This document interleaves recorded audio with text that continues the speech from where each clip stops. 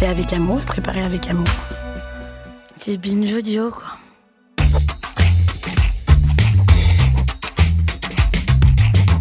Salut, c'est Thomas Rozek. Alors je sais qu'il est tentant de se réjouir des récents démêlés de Nicolas Sarkozy avec la justice. Je sais ce qu'il y a de finalement assez plaisant à voir un monsieur qui a bâti une bonne partie de ses succès électoraux sur une certaine idée de la répression, où les concepts de seconde chance, d'aménagement de peine et de proportion dans la sanction n'occupaient pas vraiment le premier rang. Aussi, le voir écoper d'un an de prison ferme, c'est assez amusant, de prime abord. Mais de prime abord seulement, car, et c'est un problème récurrent dans les camps dits progressistes, ça n'est pas parce qu'il s'agit d'un adversaire politique qu'il faudrait en oublier nos convictions, à savoir, entre autres, que le modèle carcéral français n'est pas satisfaisant, qu'année après année, il est en perpétuelle dégradation qui ne fait que rendre encore plus inefficace la sanction qu'est l'emprisonnement. Et alors qu'on pensait impossible de vider au moins un peu les prisons sans sombrer dans l'émeute et les accusations de laxisme, la crise du coronavirus a précipité les choses et fait sortir l'an dernier de nombreux prisonniers. De quoi conforter celles et ceux qui, depuis des années maintenant, plaident pour une sortie plus franche du tout carcéral pour qu'enfin on remette du sens dans tout ça. À la fin du printemps dernier, on avait consacré à cette question un épisode que je vous propose de réécouter. Bienvenue dans Programme B. Il faut absolument faire de la place dans les prisons de la planète. Chaque jour ici, les prisonniers vivent avec la peur au ventre, la peur de mourir derrière les barreaux. Moi j'ai vu des scènes de mec qui s'est fait péter dans le bras. Dès le moindre petit truc là, c'est... Moi dans mon bâtiment, là, il y a vraiment 2 ailes où ça a tout cassé. Là, ça fait une semaine qu'on n'a plus de parloir, qu'ils nous autorisent plus les promenades, on n'a plus rien, on est en train de paniquer en prison. Il y a des rumeurs qui circulent comme quoi ça allait s'empirer. Cet épisode, à l'époque, il nous était venu en partie de la lecture d'un livre au titre évocateur, Décarcéré, paru aux éditions Rue de l'Échiquier. Un livre signé par Sylvain L'Huissier. Il est entrepreneur social. Il a participé en 2018 à la création de l'Agence de travail d'intérêt général et de l'insertion professionnelle. Je l'avais donc invité et lui avais demandé très simplement, pour commencer, c'est quoi une prison ? Une prison, c'est un endroit où on enferme des personnes pour une peine. Alors en France, les prisons, elles ont plusieurs formes. Ça peut être des maisons d'arrêt où sont détenues les personnes qui attendent d'être jugées en prévention, ce qu'on appelle. Et puis les personnes qui ont à exécuter des courtes peines de moins d'1 ou 2 ans. Ensuite, on a les centres de détention et puis les maisons centrales pour les personnes jugées les plus dangereuses. Ça, c'est donc les peines notamment les peines qu'on a en cour d'assises, parce qu'il y a aussi un distinguo à faire entre le crime, le délit, qui ne sont pas jugés de la même façon. Le livre s'appelle Décarcéré. Ça veut dire quoi, décarcérer ? Décarcéré, c'est un mot qui n'existe pas dans le dictionnaire et c'est pour ça qu'il m'a plu. Il veut dire sortir de prison, il veut dire sortir de l'univers carcéral.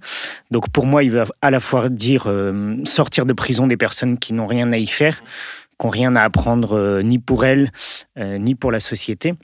Et puis, il veut aussi dire sortir d'un système où la prison est trop présente, trop systématique, trop brutale. Qui on trouve dans les prisons françaises ? Ça aussi, vous le mettez en avant dans votre livre. Est-ce qu'on sait qui sont les personnes qui sont derrière les barreaux en France ? C'est une question pas simple. Ce qu'on croit souvent, c'est qu'on trouve des personnes condamnées et coupables derrière les barreaux. Faut avoir en tête que 30% des personnes qui sont emprisonnées aujourd'hui sont en attente de jugement. Ça veut dire qu'elles sont encore présumées innocentes, en tout cas. Et la deuxième chose, c'est qu'on croit qu'on trouve des criminels, des personnes qui sont condamnées pour viol, pour meurtre. C'est pas la réalité non plus, puisque ça représente seulement 1,5% des personnes condamnées à des peines de prison ferme. Donc concrètement, on trouve beaucoup dans les prisons de personnes qui sont condamnées pour des délits routiers, délits à l'usage des stupéfiants. Et on trouve beaucoup de personnes qui sont condamnées pour des très courtes peines. Grosso modo, pour se donner une idée, c'est 3500 personnes qui rentrent en prison pour des peines de plus de 5 ans chaque année, alors que c'est plus de 90 000 personnes qui sont condamnées à des peines de prison de moins d'1 an. Donc on croit qu'on enferme principalement des criminels et des violeurs, et c'est pas la réalité. Même moi, j'avais en tête l'idée que l'institution judiciaire avait fait un pas dans la direction de la sortie du tout carcéral et que de plus en plus, on favorisait justement le sursis, le fait de ne pas aller en prison et que c'était devenu la norme. Si je comprends bien, ça n'est pas tant que ça la réalité. Si, d'une certaine manière, c'est la réalité. Vous avez plus de personnes qui sont suivies par la justice, ce qu'on appelle en milieu ouvert. Donc avec des peines alternatives à la prison, comme le sursis avec mise à l'épreuve ou le travail d'intérêt général. Mais ça n'empêche qu'il y a quand même beaucoup trop de personnes en prison. La question du livre et de Décarcéré, c'est comment on réduit encore le nombre de personnes emprisonnées et surtout comment on sort de la surpopulation carcérale. C'est-à-dire que le constat qu'on fait sans discontinuer depuis plusieurs dizaines d'années, c'est que les prisons sont trop pleines et que du fait qu'elles sont trop pleines, on ne peut rien y faire d'intelligent. On ne peut pas apporter de la formation ou de l'enseignement en détention. C'est difficile pour les personnes de voir leur famille, c'est difficile pour elles d'apprendre quelque chose de leur détention. Donc il faudrait réduire le nombre de personnes détenues pour sortir de cette surpopulation carcérale. Le problème, c'est que souvent on fait le raisonnement inverse. On croit qu'il faudrait construire des prisons en plus pour réussir à arriver à 100% de taux de remplissage des prisons. Ça marche pas. Grosso modo, en 50 ans, on a multiplié par 2,3 le nombre de places de prison et on a multiplié exactement par le même nombre le nombre de personnes détenues. Donc en fait, quand on construit une nouvelle prison, on incarcère plus de personnes plus longtemps. Ce qui revient souvent, c'est l'idée que, c'est d'ailleurs la première idée reçue à laquelle vous vous attaquez, parce que le concept du livre, c'est comme ça de pointer des idées reçues et d'y apporter des arguments, c'est que la prison serait le Club Med, un endroit où finalement il fait pas si mauvais d'habiter, on est logé, nourri, et on s'en sort plutôt pas mal. Vous rentrez dans les détails des conditions de détention. Une des difficultés qu'on a pour saisir la réalité de ce que c'est la prison, c'est aussi, et vous le dites très bien, qu'il n'y a pas deux prisons pareilles en France. Non, il n'y a pas deux prisons pareilles. Ça dépend si vous êtes en région parisienne ou dans le sud de la France, c'est pas les mêmes établissements, c'est pas les mêmes cultures de travail. Il y a une grosse différence à faire, c'est les maisons d'arrêt et les centres de détention ou les maisons centrales. Quand on parle de surpopulation carcérale, c'est vraiment les maisons d'arrêt. C'est là où sont détenues les personnes en attente de jugement et les courtes peines. Et là, on est à des taux de surpopulation avant le Covid qui étaient à 138-140%, avec des maisons d'arrêt qui sont à plus de 200%. Plus de 200%, ça veut dire que quand il y a une place prévue, il y a 2 personnes qui l'occupent. Et là, les conditions de détention sont très très loin de ce qu'on pourrait espérer du Club Med, parce qu'on est à 3 ou 4 dans une cellule de 9 mètres carrés, avec les toilettes qui sont dans la cellule. Donc en termes d'intimité, c'est pas forcément terrible. Et avec parfois cafards, rats, punaises de lit à l'extrême. Donc oui, les conditions de détention dans pas mal de prisons de France sont pas suffisantes. Après, moi, par rapport à la prison, c'est le Club Med. Je me dis que récemment, beaucoup de personnes ont eu l'occasion de faire une petite expérience qui est celle du confinement, de devoir rester chez elles une majeure partie de la journée, de ne pas pouvoir choisir quand elles vont et elles viennent. Et ces personnes-là, elles ont la télé chez elles font absolument ce qu'elles veulent. Elles ne sont pas enfermées à 3 ou 4 dans 9 mètres carrés et pourtant, ça a été très dur à vivre pour beaucoup de personnes. Et je pense que ne serait-ce que cette petite expérience-là, même si ce n'est pas de l'enfermement, ça permet de se donner une idée de ce que c'est d'être privé de liberté. Et peut-être que ça va permettre de revenir un petit peu sur cette représentation que ce serait l'idéal d'aller vivre en prison parce qu'on n'a pas à travailler et qu'on a juste à attendre dans sa cellule. Oui, le Covid permet de relativiser pas mal de choses et de mettre en lumière d'autres choses. Vous terminez d'ailleurs le livre là-dessus, on va y revenir.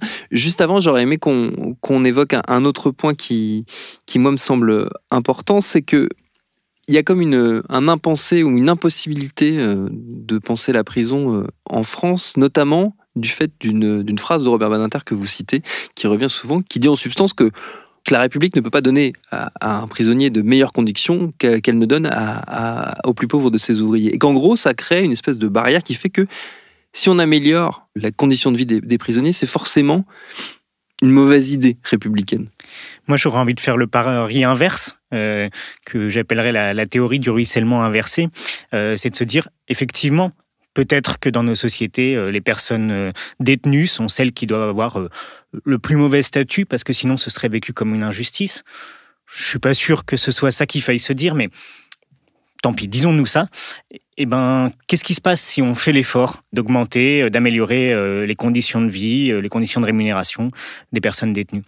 Peut-être qu'en faisant cet effort-là, on va se rendre compte que ça a un impact à côté sur tout un tas d'autres sujets. J'en parle un moment dans le livre. Je crois que la prison vient entériner un certain nombre d'échecs de nos sociétés. Les échecs de l'éducation nationale. Il y a moins de 10% des personnes détenues qui ont le bac. Les échecs de la santé. Il y a près de 40% des personnes détenues qui sont atteintes de troubles mentaux. Et la prison, elle vient valider ça, entre guillemets. On dit, oui, ces personnes ne trouvent pas leur place dans la société, elles ont été trop abîmées, elles ont été mal éduquées, donc la prison vient valider ça. Si la prison arrête de valider ça et vient dire, non, ces personnes-là, d'une part, on en prend moins, et puis d'autre part, quand elles viennent, on va faire en sorte qu'elles ressortent reconstruites pour réintégrer la société, et c'est tout le reste des sujets connexes à la prison qui vont en bénéficier. Oui, il y a quelque chose qui heurte la logique quand on y pense, c'est que le sens et le rôle de la prison est extrêmement flou, parce que dès qu'un détenu sort et récidive, on va dire la prison ne remplit pas son rôle, il n'a rien appris, il récidive, et en même temps, si on ne met pas quelqu'un en prison, on va dire la société est laxiste, refuse de punir. C'est quoi le rôle de la prison? À quoi elle sert, la prison? Je ne sais pas bien à quoi elle sert aujourd'hui. Moi, j'aimerais qu'elle serve à écarter une personne de la société pendant un temps donné et très limité quand il y en a vraiment besoin. C'est-à-dire qu'on estime qu'une personne est trop dangereuse en l'état et qu'il faut l'écarter et qu'il faut venir traiter avec elle un problème pour que quand elle ressorte, elle ne recommence pas. Et donc, que pour les personnes condamnées, elles servent à apprendre à vivre différemment en société, à apprendre à gérer ses émotions, à régler des problèmes de santé quand il y en a. Elles devraient servir à tout ça, la prison.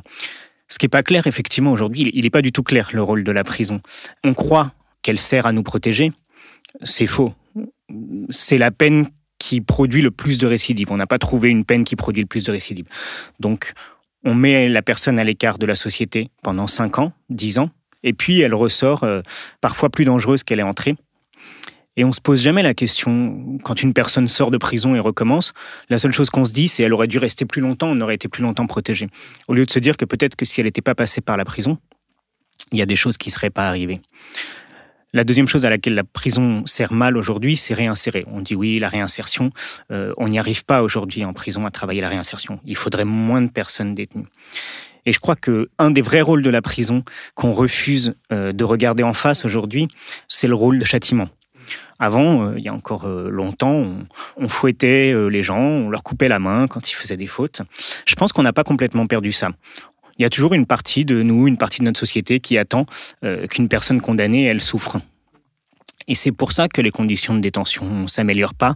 C'est pour ça qu'on allonge les peines de prison. C'est parce qu'on veut quand même qu'il y ait de la souffrance.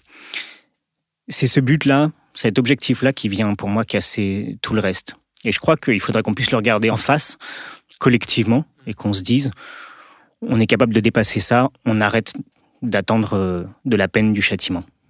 Pour le regarder en face, pour la regarder en face, d'ailleurs, cette réalité, il faudrait encore aller dans les prisons, aller voir ce qui s'y passe. Or, c'est le fait d'une minorité. C'est en gros les prisonniers et les gens qui y travaillent qui vont y aller, ou les avocats et les gens dont ça fait partie de l'univers. Mais la plupart des gens ne seront jamais confrontés à la réalité de la prison. Qu'est-ce qui fait qu'on le tient à ce point-là à distance? Je pense qu'on en a honte. D'une part, qu'on ne veut pas regarder en face ce qu'on fait. Je pense que la prison et la justice, c'est un univers qui ne se rend pas très accessible aux citoyens. Et je pense qu'il y a beaucoup de travail à faire à ce niveau-là. Il n'y a pas que dans les prisons qu'on peut rentrer voir ce qui se passe. On peut aussi aller dans un tribunal, assister à une audience correctionnelle ou à un procès d'assises et se rendre compte de comment est rendue la justice. Après, je pense que nos élus font pas toujours le travail suffisant à ce niveau-là. Eux, ils ont le droit de rentrer en prison. Ils ont le droit de rentrer en prison avec un journaliste. Et c'est quelque chose qu'ils devraient exercer plus systématiquement. Et puis, je pense qu'on devrait faire en sorte que des citoyens puissent rentrer en prison de manière organisée. Et ça devrait faire partie de la mission des établissements pénitentiaires que de se rendre visible. Il y a un élément qui... C'est un détail, mais ça m'a frappé. Les présidents de la République, comme les citoyens, ne vont pas dans les prisons. Et vous citez notamment le fait que de Valéry Giscard d'Estaing à François Hollande, aucun chef d'État français n'est allé en prison. Aucun. Il n'y a que les ministres de la Justice qui vont en prison. Et encore, je ne suis pas sûr qu'ils y aillent assez. Mais non, les présidents ne vont pas en prison. Et effectivement, pour moi, ça relève presque de l'inconséquence politique. Dire on va enfermer plus, et puis après pas s'occuper pendant un mandat de 5 ans de ce qui se passe en prison, c'est assez grave. Mais je pense que les présidents de la République ne sont pas les seuls à pas aller suffisamment en prison. On parlait tout à l'heure des parlementaires qui vont pas assez. Je pense que les juges vont pas assez en prison aussi. Pourtant, c'est les seuls à envoyer des personnes en prison. Donc, c'est elles qui vont décider si une personne doit aller en prison ou pas. Et je suis pas sûr que tous les juges connaissent la réalité de ce qui se passe en détention et une vraie vue sur la vie en prison, ce qu'on y apprend, ce qu'on n'y apprend pas. Et ça, je trouve que c'est dommage. Alors, le constat, c'est toujours important de dire que les choses vont mal. Ce qui est important aussi, ce sont les solutions. C'est quoi les alternatives qui existent et qui sont déjà là, peut-être, et qu'il faudrait encore développer? Comme peine alternative à la prison, qui est assez connue, il y a le travail d'intérêt général. Assez simplement, c'est un travail que la personne condamnée va faire gratuitement pour l'intérêt collectif, donc soit dans une mairie, soit dans une association, soit dans une entreprise chargée d'une mission de service public. Globalement, ça fonctionne très bien.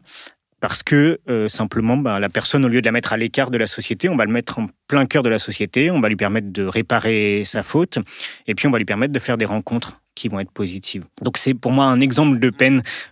C'est pas la solution miracle, dans le sens où... Oui, il n'y en a pas. On peut pas. Voilà, je crois pas qu'il y ait de solution miracle, mais c'est un exemple de ce qu'on peut faire de plus intelligent que l'emprisonnement. Et ça nécessite de réinventer complètement la manière dont on conçoit la peine, pour faire de la peine un objectif de désistance. J'en parle dans le livre. La désistance, c'est le fait d'arrêter de récidiver. C'est comme si on accompagnait une personne alcoolique à arrêter de boire. Là, le but, ça va être d'aider une personne délinquante à arrêter ses actes délinquants, à arrêter de récidiver. Et la peine intelligente, pour moi, c'est un accompagnement qui est fait de contraintes, comme le travail d'intérêt général, peut-être la surveillance électronique, s'il y a besoin, donc le bracelet électronique, et puis de propositions d'accompagnement, aider à trouver un emploi, aider à trouver un logement, un stage sur la gestion des addictions, un stage sur la gestion des émotions. Tous ces outils-là, on les a. Maintenant, il faut pouvoir les mettre ensemble, et c'est aussi le rôle des services pénitentiaires d'insertion et de probation, qui sont très peu connus. Les SPIP, dont vous parlez également à la fin du livre, et qui est je crois, un des seuls services de l'État qui voit son personnel exploser totalement en termes de nombre. Exploser, je ne sais pas, parce qu'il y avait tellement de manque de personnel dans les SPIP qu'on rattrape péniblement le retard. Mais oui, c'est une profession qui se développe et qui est incroyablement méconnue par rapport au travail qui est fait. Je fais le comparatif dans le livre, mais c'est un petit peu comme si on imaginait que la santé, c'était uniquement les médecins de ville et les hôpitaux, et qu'il n'existait pas des pharmaciens. Les services pénitentiaires d'insertion et de probation, c'est les SPIP, donc c'est ces services qui vont accompagner les personnes détenues dans leur chemin de réinsertion et de désistance. Ils sont indispensables à ce que ça fonctionne. On a évoqué la crise du coronavirus tout à l'heure, brièvement, notamment sur cette idée de l'expérience d'enfermement, même si c'est évidemment très très relatif comparé à ce qu'est la réalité de la prison. Il y a un autre élément très important qui est venu durant cette crise du coronavirus, qui est venu confirmer le fait que finalement, si on veut vider les prisons, on peut vider les prisons, puisqu'il y a eu la décision de faire sortir beaucoup de gens pour éviter que les prisons ne deviennent, comme ça a été le cas dans pas mal de pays, des foyers de contamination énormes du fait de cette promiscuité générale. C'est un signe d'espoir pour vous de dire que oui, c'est possible. On peut imaginer un système qui fonctionne en ayant la prison comme un recours d'exception. C'est à la fois un signe d'espoir, parce qu'aujourd'hui, la situation est largement meilleure qu'il y a 4 mois. C'est très désespérant aussi parce que ça fait plusieurs dizaines d'années que des associations et des personnes se battent pour lutter contre la surpopulation carcérale, qu'on a l'impression que c'était impossible. Et puis, en l'espace de 2 mois et demi, avec une épidémie, ça y est, c'est fait. Mais c'est une bonne chose. Maintenant, il va falloir réussir à tenir ce cap-là. Je pense qu'il pourrait y avoir une tentation à revenir à la normale, comme sur tous les autres sujets. Et ce serait dommage, parce qu'on a fait la démonstration que c'était possible. Je ne crois pas que personne n'ait constaté une explosion de la délinquance suite à la sortie de quelques centaines de personnes condamnées en fin de peine. Donc oui, c'est plutôt de l'optimisme. Faut que ça continue. C'est un pas dans la bonne direction. Est-ce qu'on a une idée d'où en sont les prisons là actuellement au moment où on se parle, donc fin juin 2020, en termes d'occupation, de saturation, possible ou pas? Les derniers éléments que j'ai, c'est qu'on est à 97% de taux d'occupation des prisons au global. Donc ça veut dire moins de 100%. Ça n'était pas arrivé depuis très longtemps. Au moins 20 ans, je pense plus. Après, c'est toujours pas uniforme. Donc on a encore des établissements qui sont très surpeuplés, parfois à plus de 150%, notamment en région parisienne. Donc la surpopulation carcérale, elle n'a pas été balayée du jour au lendemain. Il y a encore plusieurs établissements qui sont en forte surpopulation carcérale. Et entre-temps, nous avons changé de ministre de la Justice, figurez-vous. Et ce dernier, Éric Dupond-Moretti, a tout récemment fait état de son intention de changer le système des réductions de peine qui permettent aux détenus de sortir plus tôt. Autant dire que la décarcération, c'est pas pour tout de suite. Merci à Sylvain L'Huissier pour ses réponses. Programme B, c'est un podcast de Binge Audio préparé par Lauren Bess, réalisé par Geoffrey Puitch. Abonnez-vous sur votre appli de podcast préféré pour ne manquer aucun de nos épisodes. Facebook, Twitter, Instagram pour nous parler. Et à lundi pour un nouvel épisode.